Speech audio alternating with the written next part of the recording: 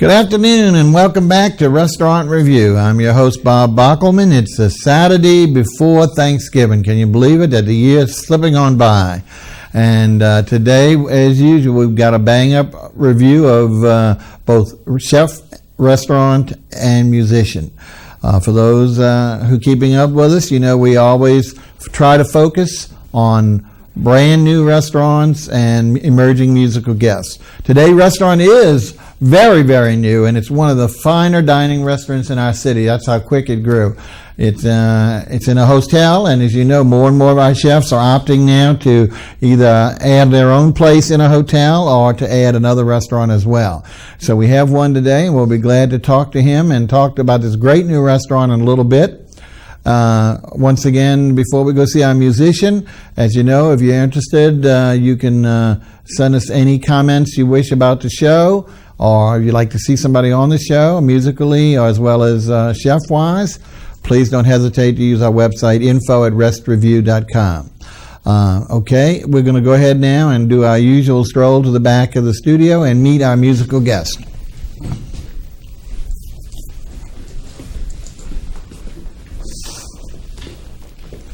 Okay, let's see. Hopefully we got it here. We want to welcome to the studio Mr. Steve, the artist formerly known as Steve Cunningham. And he's a native of our city, and welcome to the show. Thank you. Okay. Glad to be here. What we want to do is tell you that Steve, as I mentioned, is a native. He's been singing all of his life. He hasn't finished his CD yet, but I know you say you do have a website, right? Right, MrSteve.com. That's Mr. spelled out, M-I-S-T-E-R, Steve. Great. And what would you classify your music? Can you give us a little category style? Entertaining. I'm a singer-songwriter. Okay. All righty, great. I think you'll find him very entertaining. Hopefully he'll get a CD out that we can show you all later on. He does appear at our favorite places, the Neutral Ground by Phil Malonzo, and I think you said you have one scheduled? Right, I'll be there this Friday, the Friday after Thanksgiving at 11 o'clock. Please come on out and check it out. Great. So after you getting your stuff of turkey, you want to get a nice free entertainment, can't beat it. Phil Malonzo's Neutral Ground, you'll see him Friday night here. Okay, what are you going to do for your first song? This song is called Nothing to Lose. Okay, take it away.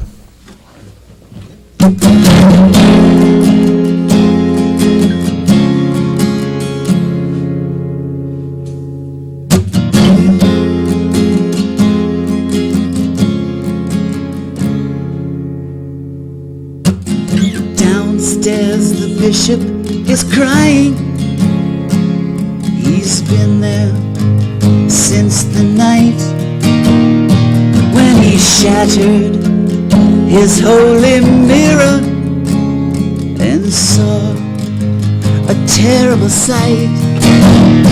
Now he sits in the dark clipping coupons 'cause he lost his license to steal.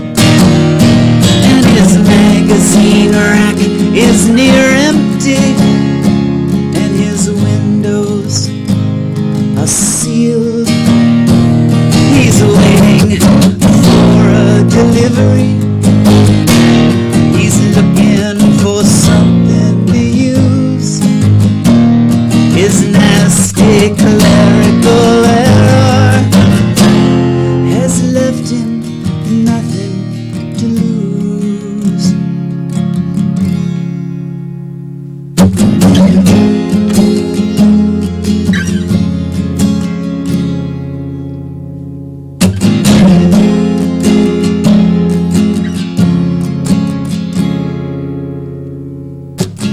Don't try to hide from the troll man.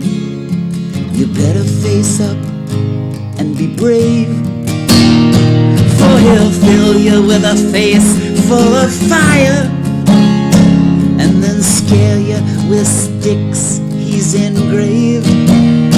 And don't notice his uniform shrinking, exposing a shiny white gut, for he's passionately protecting something, though it really doesn't matter much what. Yeah, he needs to be known far and wide as the man who tightens the screws down on those who take chances.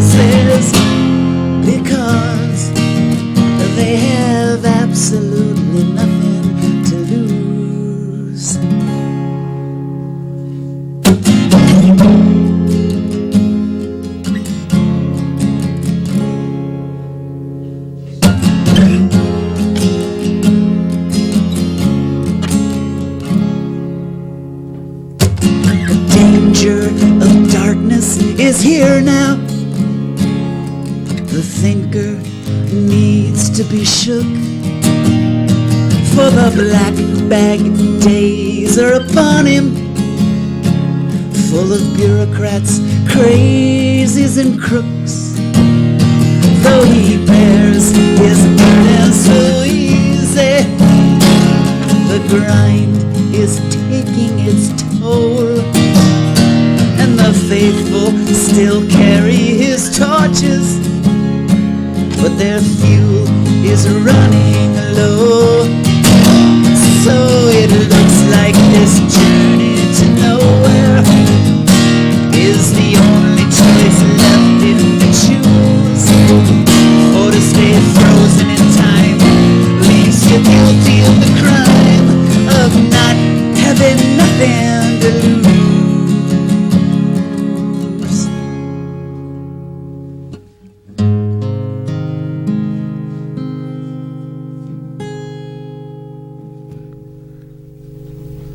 Very, very nice. That's, I guess, Trey Dillon without the nasalness. That was Mr. Steve doing his first song for us. He'll be back for 2 other songs later on in the show. Now, about our restaurant today, let's give you a little more information, and we're going to maybe even show you some pics before we meet our chef. The name of the restaurant is the Bourbon House, and it is, as I mentioned, in a brand new restaurant, the ASTOR Hotel. Hotel ASTOR, as everyone's known for years ago, was a very famous old hotel here and, of course, in many other parts of the country. Well, it's a restoration on our famous Canal Street. Done a beautiful job. Opened, I think, late last summer. I think it was August. We'll find out details from our chef.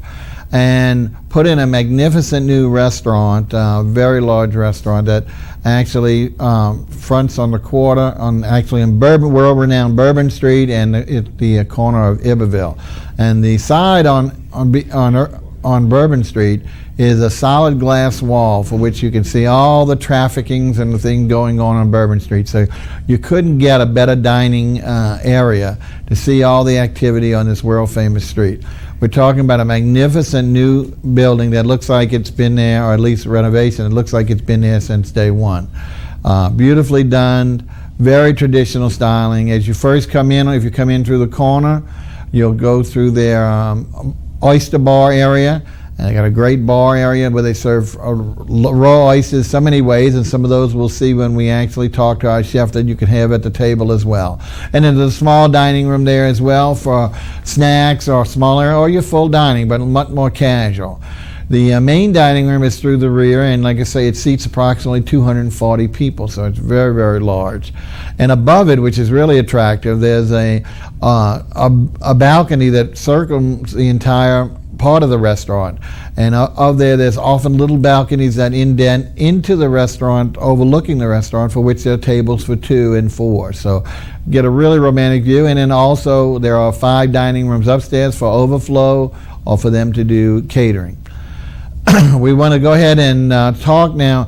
Unfortunately, our chef is running a little late. We've had really bad traffic jams today, and so we are going to, hopefully our director will start showing. Let's see if we can see some pictures of the restaurant while we're waiting, hopefully giving a few more seconds for our chef to come.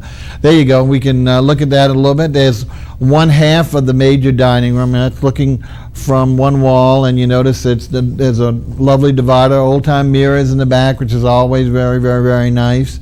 There's an equal side on the other side of that divider, that wall divider. So therefore, again, the dining room, even though it's very large, has almost a completely divided off. So that way it makes it a little more intimate, more like 2 smaller restaurants. And if we could look at another picture, and let's see what else we have before we move on. But what the Bourbon House specializes in is seafood. And I should mention this is one of the Brennan family, Dickie Brennan, who has really taken off on his own. You know, X number of members of the Brennan's family have restaurants on their own. Dickie started with his own, the Palace Cafe, which is a restoration of a wonderful old music store, one of the oldest music store in our city on Canal Street, a 2-story structure. Opened that many years ago, did very, very well. More recently, and within 5 years, he's moved over to the back street right off of Canal and opened a great steakhouse. As we might have mentioned, New Orleans is now starting to flourish with steakhouses in the last year. In fact, we'll be featuring one coming up soon by one of the premier chefs here in our city. So he opened Dickie Brennan Steakhouse, again, to rave reviews, and just really packs him in all the time. So this is his third venture, so he's really doing well, and to me, certainly his finest. He's really gotten himself into something that is really traditional New Orleans. You'll see all of the native dishes that we specialize here in New Orleans, using our famous and our freshest seafood as well as other ingredients, and that what Chef will tell you about that is his specialty. Now I'm going to tell you the executive chef's name is JARROD, TEASE, and he comes with a lot of good credentials. But what we're going to do is we're hoping that he'll be here shortly so he can actually give you those. And we will actually just start in the menu, because obviously we don't want to delay the whole show for our chef. But I know he's en route. We talked to him about 15 minutes before the show, and he was heading at that time. So he'll be in a minute, and in the interim, we'll go ahead and we'll talk about the menu a little bit. As we mentioned, it's quite broad. He's got a beautiful luncheon. The restaurant is open 7 days a week. So because of a hotel, it's got to be able to provide those 3 meals to its guests, breakfast, lunch, and dinner. Now, we haven't tried any breakfast, but the lunch and dinners have been superb. And as I mentioned, they're featuring the finest and freshest New Orleans seafood.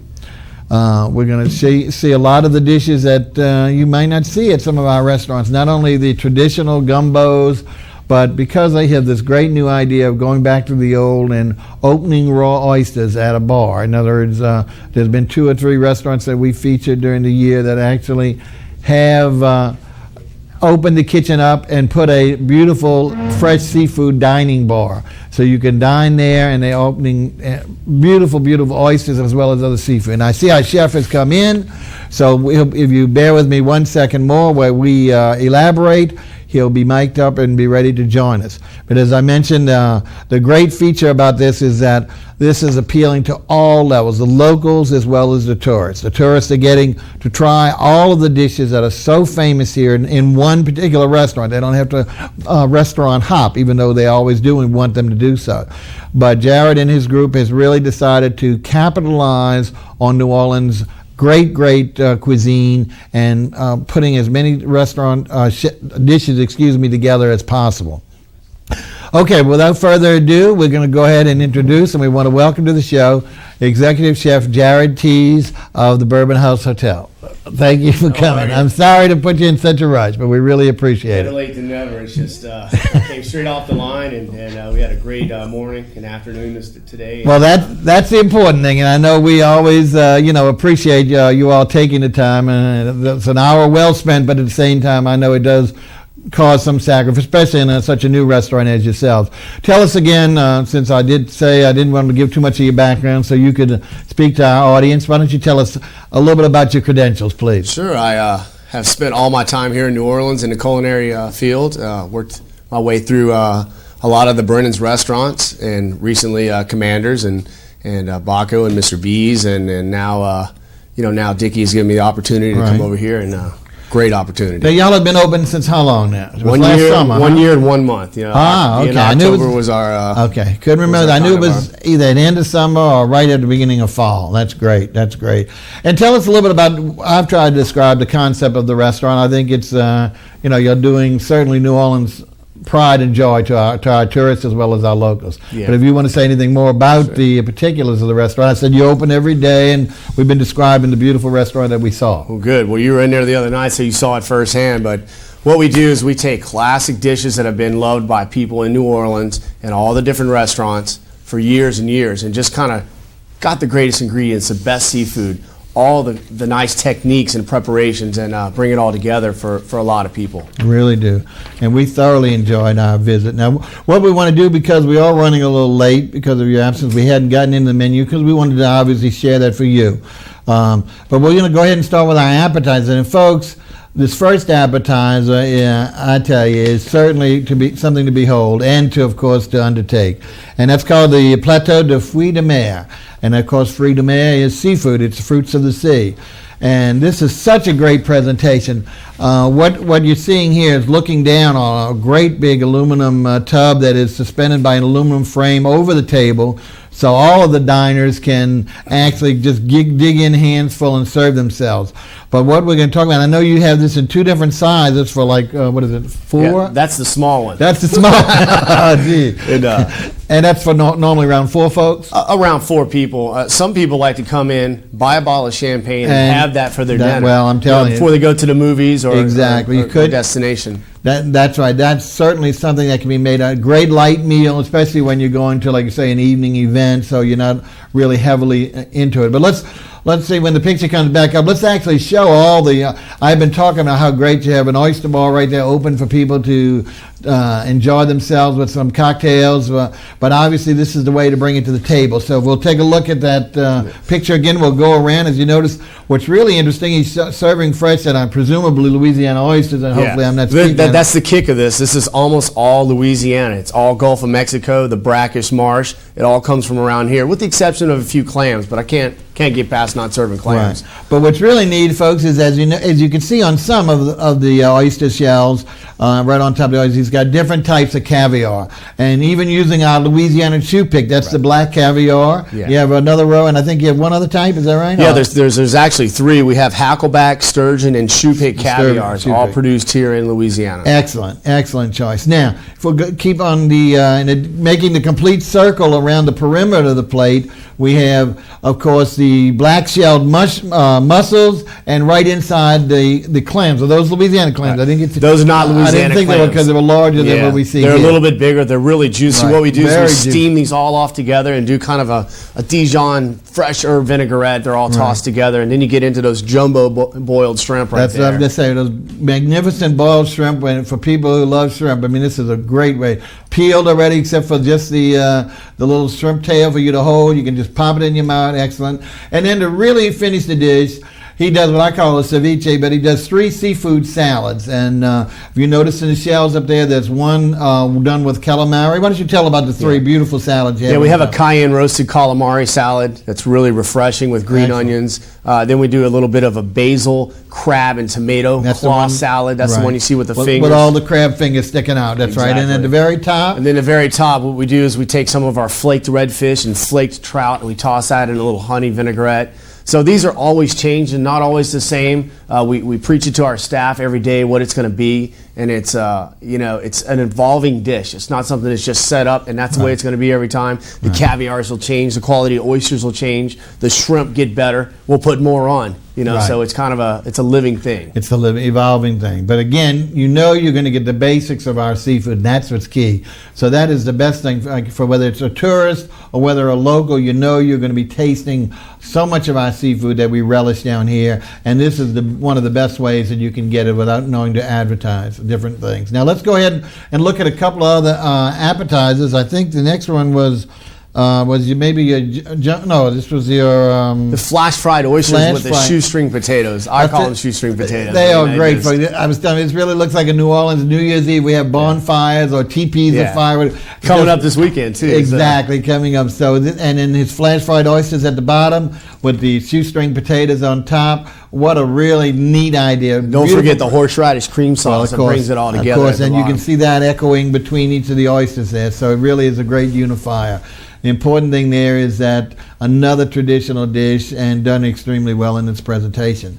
And one last one, let's take a look. And folks, this is not anywhere near, we're just talking about the tip of his appetizer. I'm looking at least 12 to 15, and he has changes with that all the time. So, but this one, we want to do something different for you, and this is because we all love jumbo lump crab meat, and he's done a ravigote, which is just beautifully tasting. And tell us a little bit about how you're doing in the presentation. Well, that really looks good. It's a little fuzzy. I apologize for the picture, but no. I mean, it's got the homemade 7-seed crackers that we roll out in-house. Right. We do some fresh chopped eggs every day, and then we toss the jumbo lump crab meat in that ravigote sauce that we make in-house, and then we serve it over green leaf, carrot, and julienne of cabbage. So it's got depth all the way down through the greens, and it's a good appetizer. People really do like it. Really is. I thought it was sensational in the presentation, but also in flavor. So it's not something that, even though it's light, At the same time, it's quite filling, so it's really one by itself. If you don't want to go with the extravagant, all the seafood, you want to focus on some of the finest crab meat, this is an excellent way to do it. Well, as I mentioned, that is only 3 of the type. We kind of limit our ideas and picks to 3 here in order to, for time's sake. I think you had about 8, didn't you? Okay, we'll move on. Well, hopefully our audience won't believe you, but they know me too well. Okay, let's do I was going to take a look at your soups and salads, and I know you had, and soups, of course, are my favorite. My audience know that, and you've got what a real neat feature here, and this is not done just for us, and this is what he calls his 1-1-1. And demi-tasse cups with 3 different soups. Tell us about your traditional soups that you're lining up here.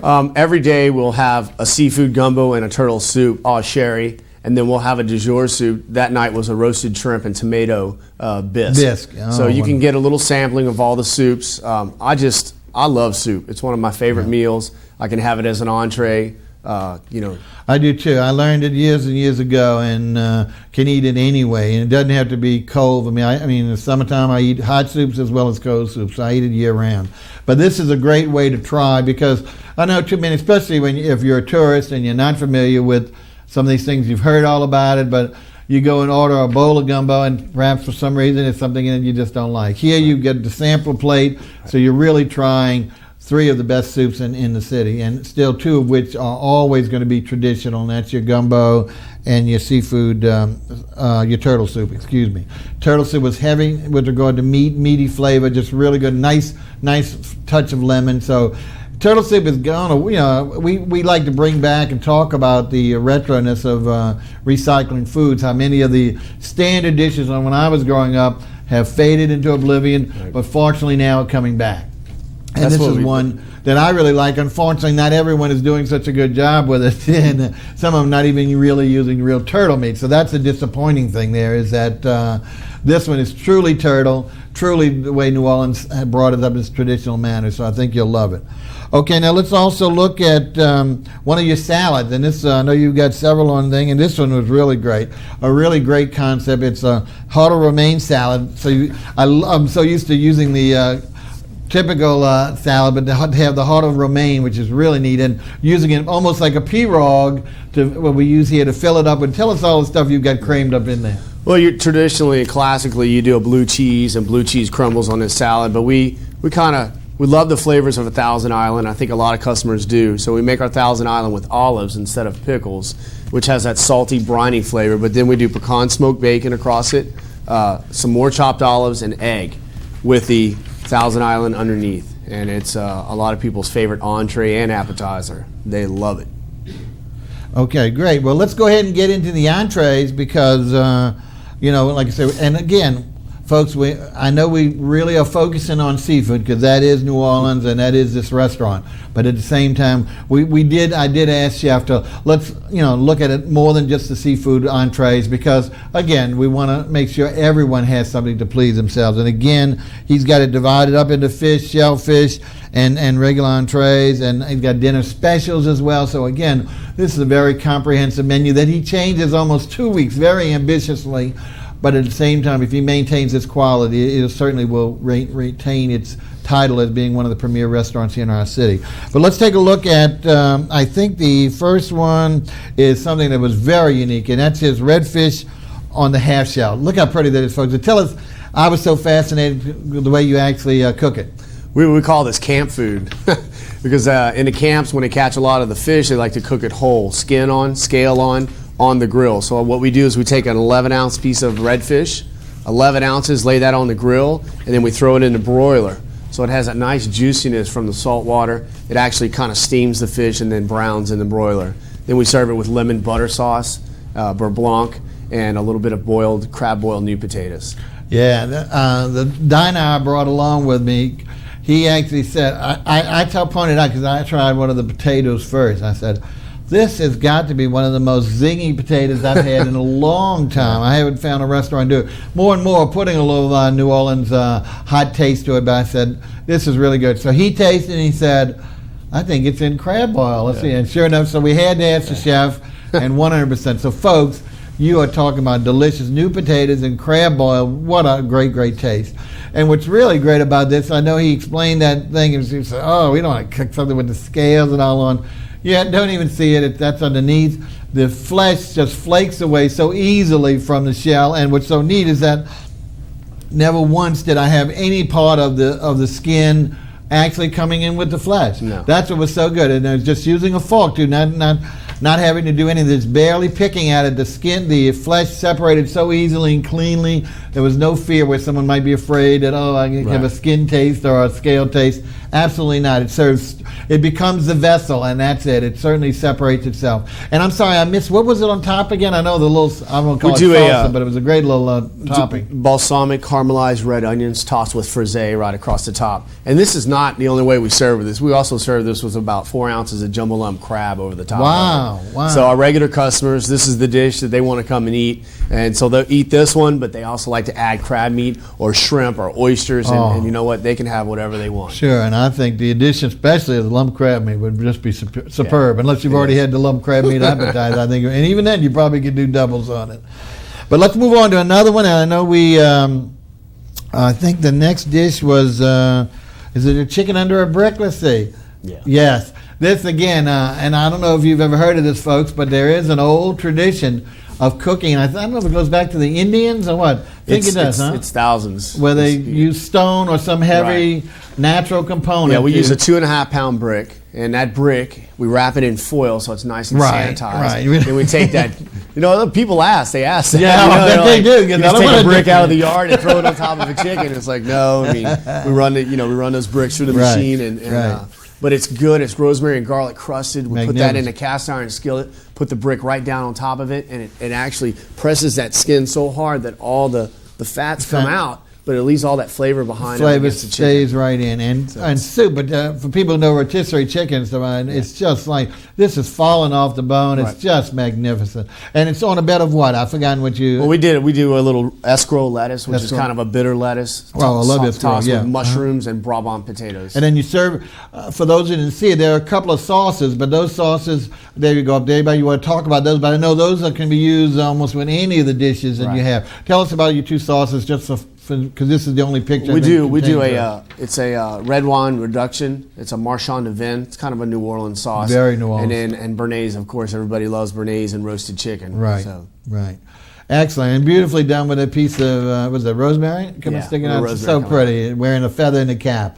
Now, I didn't tell Chef, but I'm not a big fan of I call them baby birds, quails and Cornish hens.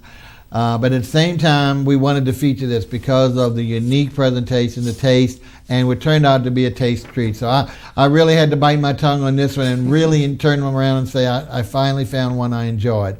So this, we're going to see a pair of, is it Cornish hens?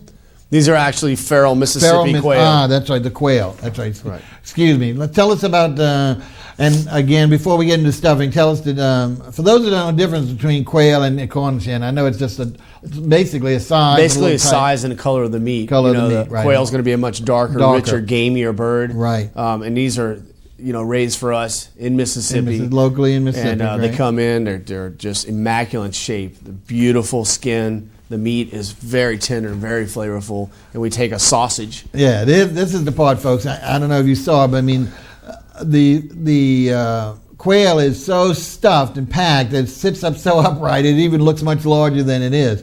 But I told him that he could basically use this stuffing as a totally different dish. This sausage he could serve on its own. Tell us, I know it's all homemade. Tell us what you stuff that sausage with, please, on the inside. We take beautiful shrimp. We pan roast the shrimp off, and we make a pork sausage with that. We do pork, shrimp, green onions, and stuff that inside the quail, and then we bake it. Excellent. And you're serving that over? Stone ground grits. Stone ground grits. Absolutely. That is, of course, for those, again, grits are making a resurgence, and this to me is the creme de la creme of grits. They get the stone ground grits are so delicate, so tasty, and just really epitome. So it's like the finest polenta. I think of it as polenta, even though it's not, but it's like the finest polenta you've ever tasted, and just absorbs all the great gravies and sauces released by these birds. Okay, I think we have time to take, even though those are our pictures for the entrees, but we do have a little more time. So let's talk about a couple of other dishes that we don't have pictured, but that certainly we want to feature, and especially some of the items that may not be all seafood. Why don't you, how about, I think we want to, well, one of the seafood dishes I wanted to speak about, let's jump ahead, is the seafood bouillabaisse. Right. I love bouillabaisse, and we didn't get a chance to try, but tell us a little bit about yours. We do a real simple bouillabaisse. We take all the seafood we have in-house, and we simmer it in a little bit of a saffron bouillabaisse stock. And then we serve it with crusty bread, tomato, and tarragon. And it's just, we have clams, calamari, we have a little bit of shrimp and oysters, we have some great Gulf fish in there. And the combination is just like a chowder, but it's a light stew with all the seafood in the house. Great. That's the deal. I mean, that's the big deal there. Now, again, getting back to the actual meat a little bit so people will know it's not just seafood. He does a beautiful pane veal with jumbo crab. Tell us about that one. A lot of customers love this dish. We take 2 scallopines of veal, we bread them in fresh breadcrumbs, and then we serve lemon butter and jumbo lump crab across the top, a little bit of fettuccine on the side, and more cheese, more cream. Can't be. That is definitely a true native dish with regard to the veal. Now, of course, you got to have a steak. Every restaurant has to have a steak, and with no reference to your owner's own restaurant right around the corner that specializes in steak, you have 2 steaks here on the menu. Why don't you tell us about them? Because again, we don't want people saying, well, one's better than the other. I'm sure it's a similar quality. The important thing is this way, people who like the seafood and have someone who wants a steak doesn't have to leave the party and go down the street.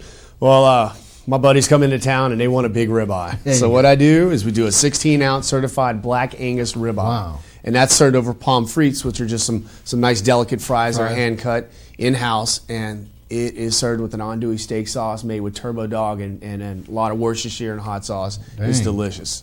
And you do a filet too, though, We right? do an 8-ounce center cut filet. We serve that over roasted garlic mash. We do a little foie gras butter on top with some fried leeks and also your choice of béarnaise or marchand de vin. And people love that steak too. Sounds good. Filet is New Orleans. I mean, that's what they want to eat. Now, let's go back to, again, a little bit more of the seafood before we wrap it up and go back to our musician. I have to know whether you do you have a jumbo Gulf shrimp Chippewa, named after the Indian street, or the Chippewa street here in the city. This was a new dish to me, too. But, Okay. I got with Mr. Dick Sr., and he, was at Mr. B's, obviously opened that restaurant many, many years ago. And so this is kind of our menu is based after classic dishes, as I was telling you about earlier. And one of the classic dishes over there, I believe Paul Prudhomme started this dish. He did. Because I remember back then. I ate there a lot. And we've changed it very minute. We've added some mushrooms and some leeks. Yeah. Okay. We roast the shrimp down with mushrooms and leeks. We hit it with a little bit of shrimp broth. And that shrimp broth is finished with butter and green onions, served with bread. And this is after, of course, a street uptown called Chippewa Street, where he used to live. That's right. I didn't know if he was going to bring that part in. Excellent. Well, and of course, I do have to ask, and we didn't see this or try it, and hopefully I'm not putting you on the spot, because we do have one restaurant in the city that invented this dish, and unfortunately it wasn't a Brennan dish. They've invented many in their city, and that's New Orleans barbecue shrimp. Right. Tell us whether you follow the traditional way. I know we're getting a lot of restaurants doing it, but going way off in all different directions with regard to their versions of barbecue shrimp. I mean, basically what we did is we took a consensus. We did a little tasting. We got all the family members together. We got Mr. Pettis, we got Dickie together, Mr. Dick together. Everyone tasted about 7 or 8 varieties of barbecued shrimp. And what we decided on is something that would be, as close to not changing the flavor, but a lot of fresh peppers. We use a little bit of a Abita beer. Wow, we mount that with butter. Beers, local great, beer. Great. The Abita Turbo Dog has that nice dark lager color. It really does. And it helps the sauce on there for us, so it's very simple. It's salt and pepper, a little bit of Abita beer, and, butter. Right. Very simple. You also do a lamb shank. So that's good, because I love lamb. I didn't see that. So tell us a little bit about that. We do a 15-ounce braised lamb shank, and we serve that over a little bit of wild mushroom and roasted garlic risotto. And then we do satsuma, the Plaquemine sparrows, citrus. Wonderful. And we do a little bit of a glaze over the top with of the glaze with the satsumas? Oh, that ought to be excellent. Lamb and citrus goes really well together. Goes so well, yeah. Just like mint, but citrus as well. Excellent. So there's a lot of great dishes. It's always evolving. We're very seasonal. It's extremely hard to follow the seasons and buy food. There's nothing easy about it. So a lot of us run around, pull our hair out, and try to have the best food, ingredients, and produce on the menu. And fish, let's go a little bit on fish. Of course, he's using the Zalman's catfish and the king, as we call it, the capital of catfish. Right. You know, he's using it the traditional way, fried, but he's doing this is something I'm used to tasting in redfish. So I'd be interested in trying. You're doing a catfish coubillon, Right, catfish coubillon, just like the old traditional baked casserole Right. with fish. We take a local North Shore tomato bouillon-based sauce and add a bunch of vegetables and tomatoes to it. Layer it with the outlaw catfish, and then we bake it in the oven. Top it with corn fried okra. And serve it with a little popcorn rice from Crowley. Oh, popcorn rice. Oh boy, we're really getting every little town in Louisiana, and that's great. Now again, using all of our Gulf fish, he does a pecan, an amandine, an Iberville, all the ones that we all recognize from all growing up. But here's one on a baked fish Grieg. Is that Right, it? Grieg. Tell us about that one, because that's a new one for us. Customers from Commander's Palace used to come in all the time, and it was Dr. Grieg and his family. Okay. And they would come in, and what they wanted was simply a baked piece of fish with jumbo lump crab across the top, and they wanted it to be served with some vegetables and rice, and that was it. So what we did is we take things like skate, mahi-mahi, redfish. It changes. Right. The best fish for that dish, that's what we'll be serving on there. And then we serve it with a little bit of what we call timbales. These are little flans from spinach and herb saint. Wow. Of course, local ingredients there too. Again, local ingredients. But baked fish is just, people love it. It's simple, and it's not overpowering in flavor, and it's topped with crab meat. Well, folks, you can see Chef JARROD TEASE of Bourbon House has really gotten to know and use all of our ingredients, whether it's from different parts, whether it's the seafood, whether it's the side ingredient, whether it's the starch. He's using so much of Louisiana's finest that obviously he's to be commended for that. This is what really economic development means, when we can take all of our farmers and our fishermen, our seafood processors, and give them the dishes and turn them into spectacles like this for our natives as well as our visiting tourists. That is the true meaning, as far as I'm concerned, of economic development, because we're using our own and building our industry all the way.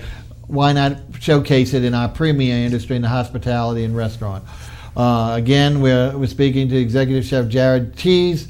The problem is now it's times of fleeing, so we do have to go to our second musician, our second song. Not that that's a problem, because we did enjoy his first. So, Mr. Steve, tell us what you can do for your second song, please. This song is called A Matter of Time on Coastal Erosion.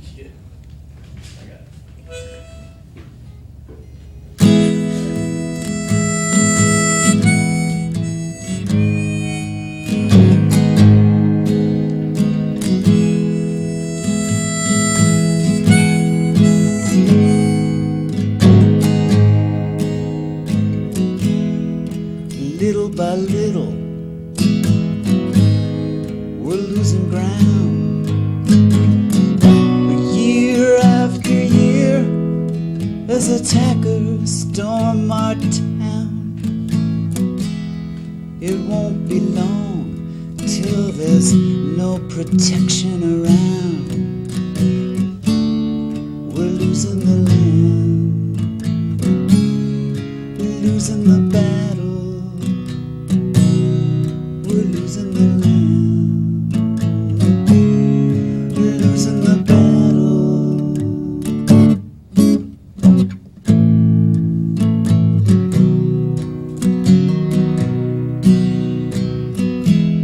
Each piece of border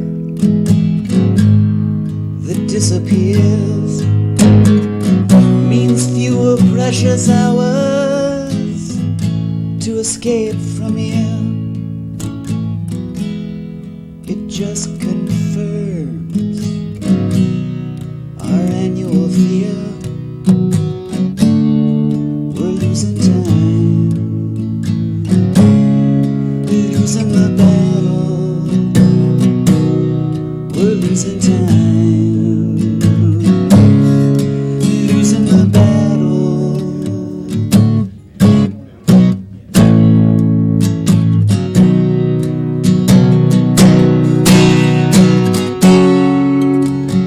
All through the season, it weighs heavy on our minds. Are the odds forever in our favor, or a matter of time.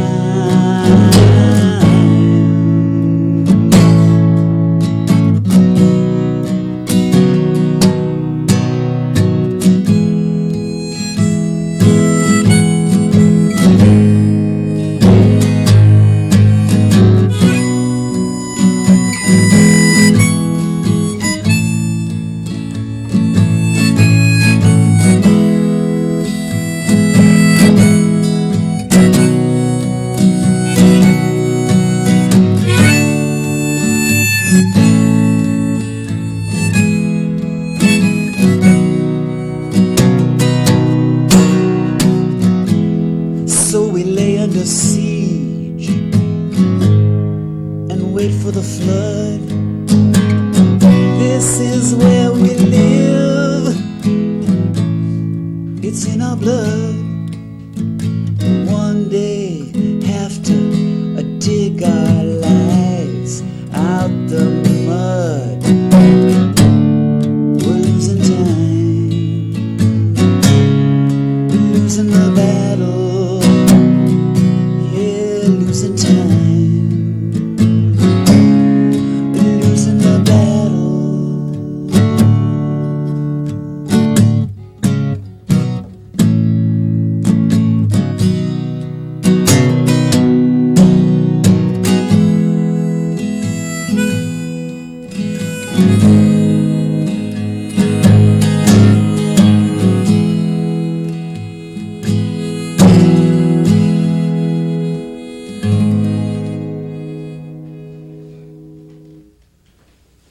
Okay, welcome to that. That was Mr. Steve doing a nice rendition, and for those his fans, stay tuned. He'll do one more song, of course, at the end of the show, so stick around.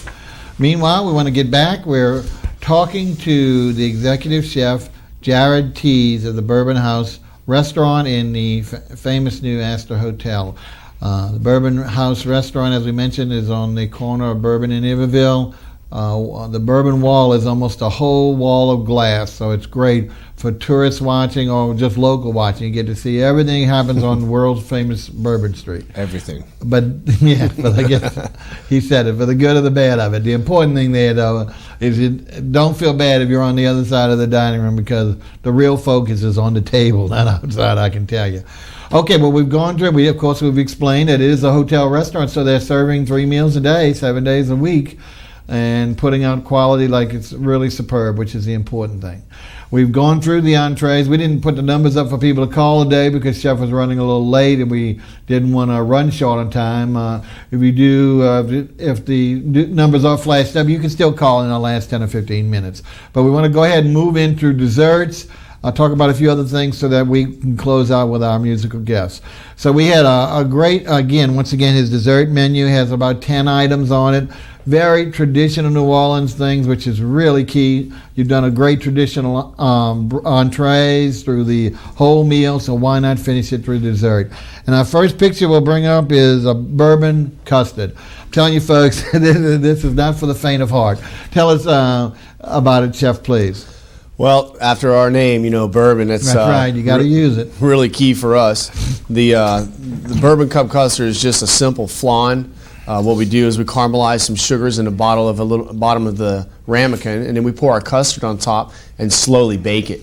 And that slowly baked flan is turned over onto this plate, and the caramel sauce comes out. So it's got the bourbon and caramel sauce coming over, and it's a great dessert. Because I'm not big on things that are super sweet, but it has got killer flavor because I love bourbon. I don't think chef's supposed to say that. I know it's a truism, but I don't think they're supposed to say that. Anyway, now, as I told Chef, it was really hard to choose 3 pictures, even though we'll talk about 4. Well, we have 4 pictures, in fact, because we couldn't narrow it down to just 3. But you got to have a chocolate thing for us chocolate lovers, like chocoholics like myself. And truly, this is one of the best. She's got a triple chocolate custard pie. Let's see if we can take a look at that. And Chef, if you don't mind describing it for our audience, please. Our pastry chef is her name is Rebecca Leday, and she does some outstanding desserts. These Really? are all made in-house fresh. We use 3 kinds of chocolate, and it's basically just a chocolate custard, and we bake it inside of an Oreo crust. Serve it with 2 kinds of chocolate sauce, a white anglaise and a dark anglaise, and of course some chocolate coffee beans around it, and that is sweet. that's got some flavor. Really, and of course, what could be better than a love chocolate mint to have that fresh sprig of mint, even to take a little. I know most people won't chew; they feel those are strictly decorative items, but it's nothing better than taking a little taste of that mint with that chocolate. It is an excellent, excellent flavor, and also very helpful in digestion. But most people don't want to hear about that. Okay, now. The next thing, we'll do another one, and we wanted to pull from, of course, we had to pull out New Orleans' pride and joy. It's bread pudding. And tell us about your traditional bread pudding, please. Our bread pudding is what we consider to be a Creole bread pudding. We take the French bread from Leinheimer's, once again, another local company. A local bread company, been there for years. Put that with a light custard, and we bake that off. And on top, we have a bourbon caramel, and we also have a little bit of an anglaise sauce. And that's served in individual little crocs, and that keeps it nice and warm. We serve it very warm. Delicious. Excellent. All right, and then we have a few others, but we had to finish with another one of the signature dishes. We started with the bourbon custard, but we want to finish with something that's truly New Orleans style, and that's the bourbon milk punch. I can remember years ago when we'd go out in my family in the mornings, and if we went to dinner, no matter whether we went to dinner the night before, the next morning, one of my members of my family was going to have a bourbon milk punch for brunch. So this is really typical New Orleans. And beautifully done. And I'm telling you, I was telling Chef complimenting because it was absolutely the perfect temperature. For some reason, most milk punches, either they're diluted with ice to keep it cold, which doesn't work, or it's almost room temperature. It's never the proper temperature. This was absolutely chilled to perfection.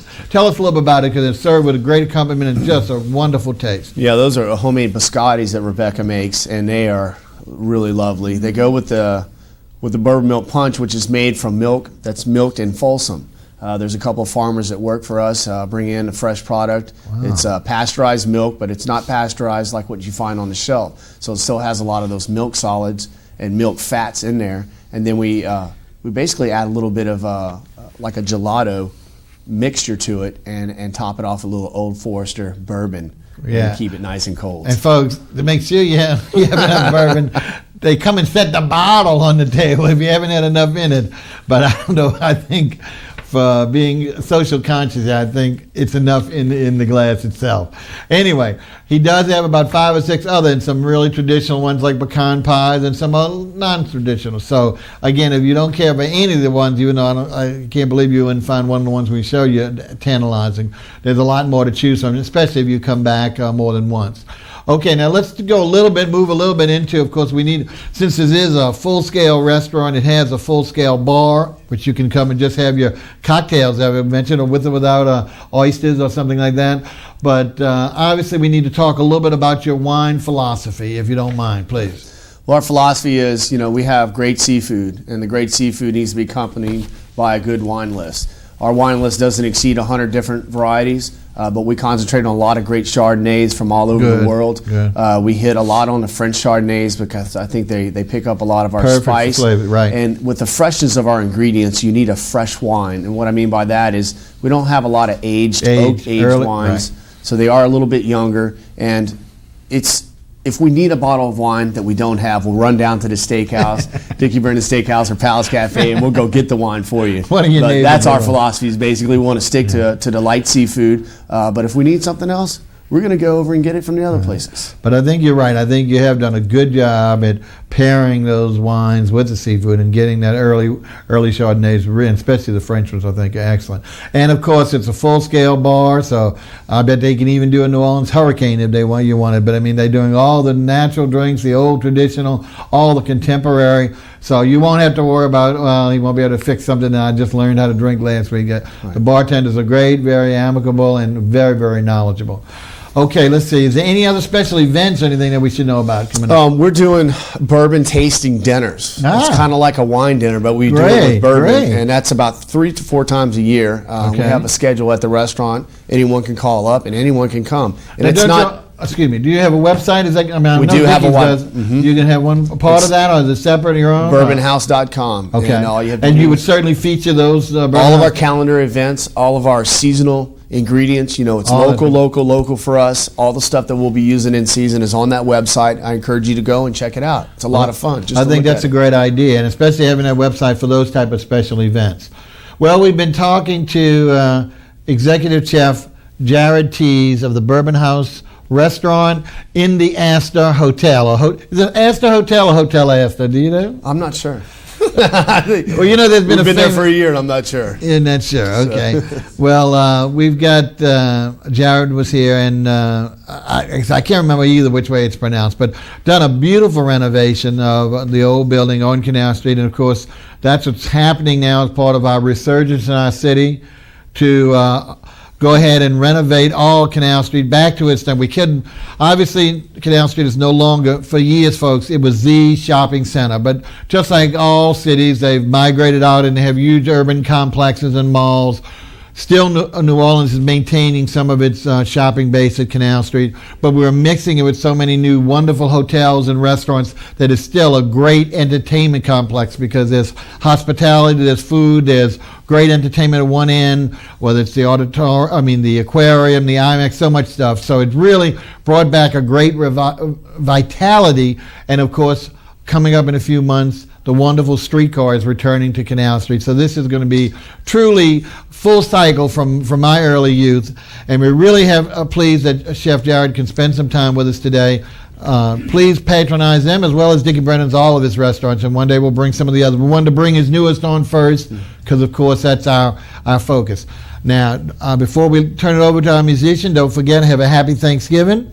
And we've got a special treat for you when we come back next Saturday. A very not normally what follows Thanksgiving, but I think you'll like it. Well, look for us next Saturday at 3 p.m. and don't forget replays on Wednesdays and late Friday nights. And we want to turn it over to our musical guest, Mr. Steve. What are you going to do for our final number, please? Taking Pause.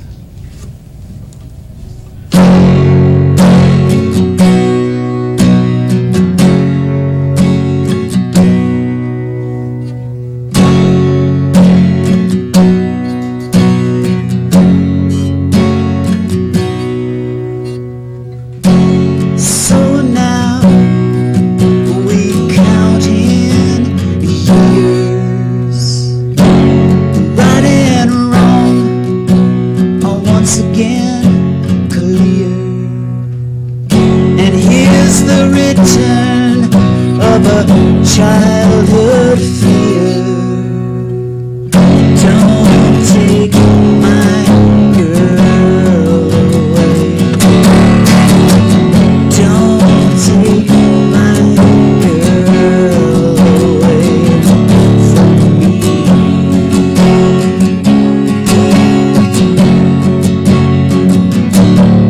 That young man in the picture was never told.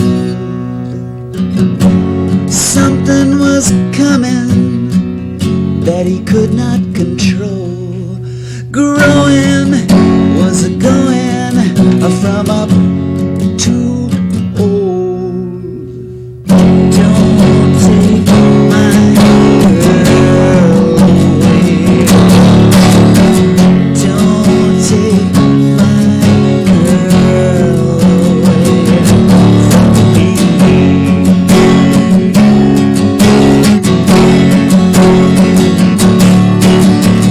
Don't take the girl away from me.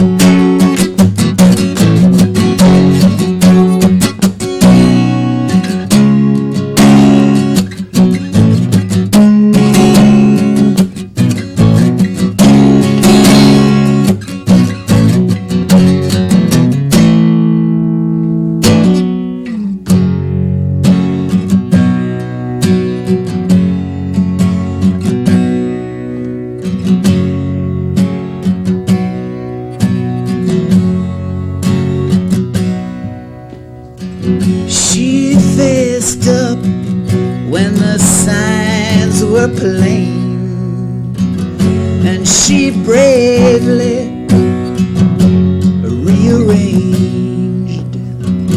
But how can I accept this